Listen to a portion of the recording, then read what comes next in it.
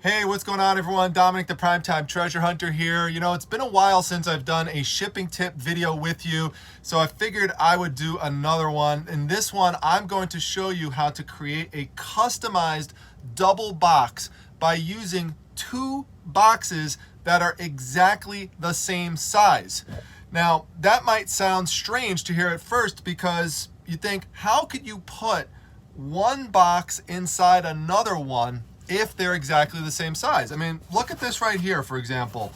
We have an 8x6x4 eBay box, and here we have another 8x6x4 eBay box. And since they are the same size, they can't fit within one another when you try to do it this way.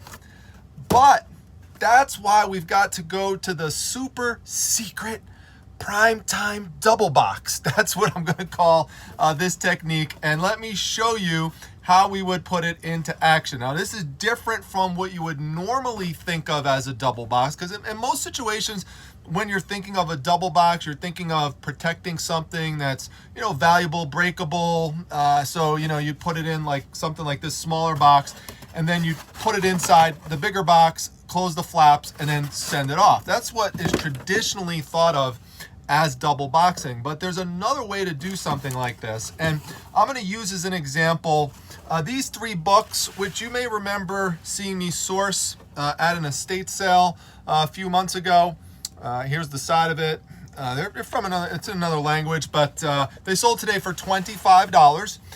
And this box is actually the perfect size for these. Here's the problem though, okay? Now I'm gonna put the first one in here, and of course we could wrap it up and stuff, but right now I'm just showing it to you like this.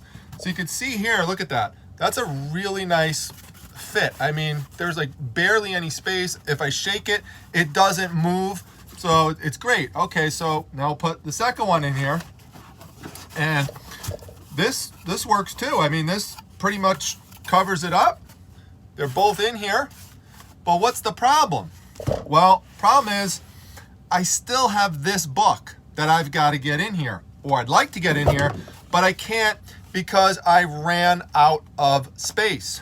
So you could run around and try to put this in a much bigger box, and then you've got to fill it with a whole bunch of void fill and stuff like that. So what I like to do in these types of situations is I take this third book and I put it right up top like this, and then I just ship it like that. No, I'm just kidding. So what I do is I take the flaps, okay, and I put them on the side like this, and then I'll take another box that's exactly the same size. So you can see here, we're dealing with an 8x6x4, and just open it up, but don't assemble it.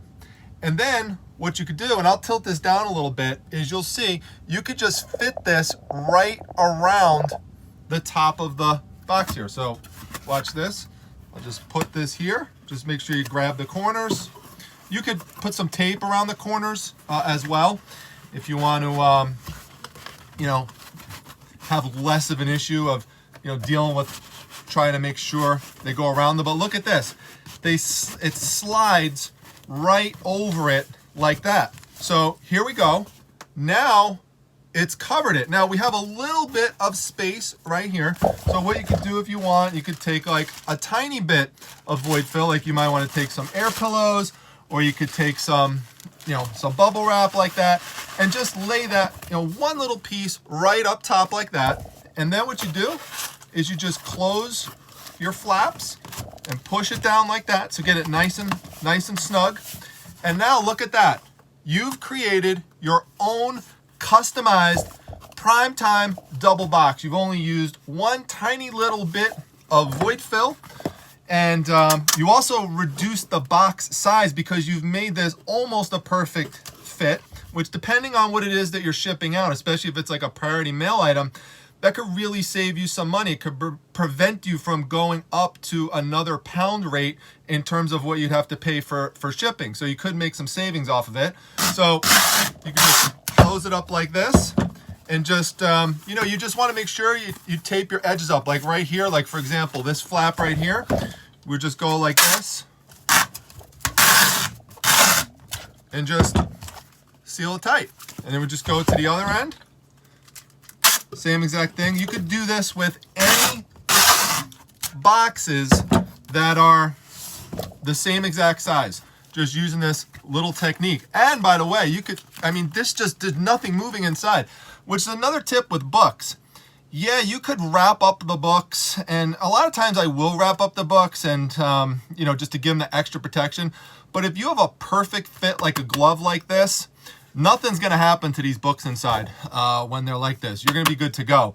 Now I should add that just make sure that if you don't individually wrap the books, that you do put, like you saw what I did, some kind of layer of protection over the top, so that if someone cuts open the box up top, they don't cut into the actual item and damage it. So that is important.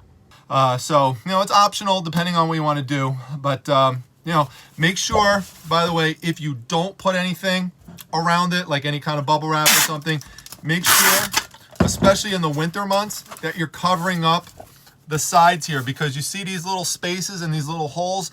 This is where like water could get down, dampness, moisture. Frankly, I cover it all year, so just make sure you're getting those little spaces covered up. And so that's a little tip. So you know, just consider this as an option in your arsenal of shipping creativity.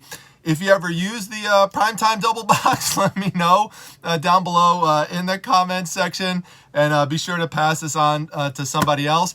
I have an entire playlist, which I'm going to start using the cards up top, so I'm going to point to right up top. There's a playlist you can go to of all other shipping tip videos that I hope that you will enjoy. So check out all the other stuff on my channel. We're up to over 800 plus free videos for people. It's a lot of fun, and make sure you comment and subscribe down below. So till then, everyone, I'll see you at the next one. Take care. This episode was brought to you by those of you who are kind enough to send me a postcard to go up on the Wall of Fame. These are the latest 3 entrants to go up.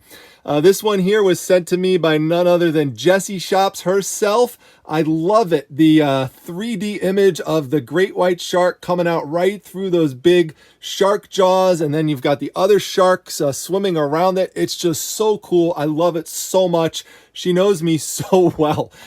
This one was sent to me by Carl Bach, and we know how much Carl loves the Pink Panther, so it adds a little bit of pizzazz down here, especially how he's dressed, a little 70s vibe. I totally love it, and I think Pink Panther likes it himself. You like it, Pinky? What do you think? Yep, he's giving it the old thumbs up, and just stay away from that Mountain Dew, Pink Panther, all right? That's mine. And this here was sent to me by Baritone Man. You've probably seen him a lot in the live shows and in the comments. I love Disney stuff, so having Mickey and Minnie in front of the castle there is awesome. And another thing you might notice here is this really cool holographic sign here. Now, you would think that it's just the good guys of Marvel, but check this out. When I move over to this side, it changes colors, and I get other characters. I get the bad guys and stuff. So it's really cool. It just changes depending on what angle that I look at it from. And this was sent to me from Diana from the Little Birds Perch eBay store. You can see her postcard right there. She's on the Wall of Fame. I'm going to include a link to her eBay store in the comment section and in the description section. So go check out Diana. She is really awesome. Thanks for all your support. And if anyone else wants to get up on the Wall of Fame, and I know you, just let me know, and I'll send you the address where you could send a postcard. I'll give you a shout out in one of the videos. So that's all, folks. I just wanted to give everyone a little update on that, because I haven't been able to lately, so I figured it was a good time. Thanks, everyone. Take care.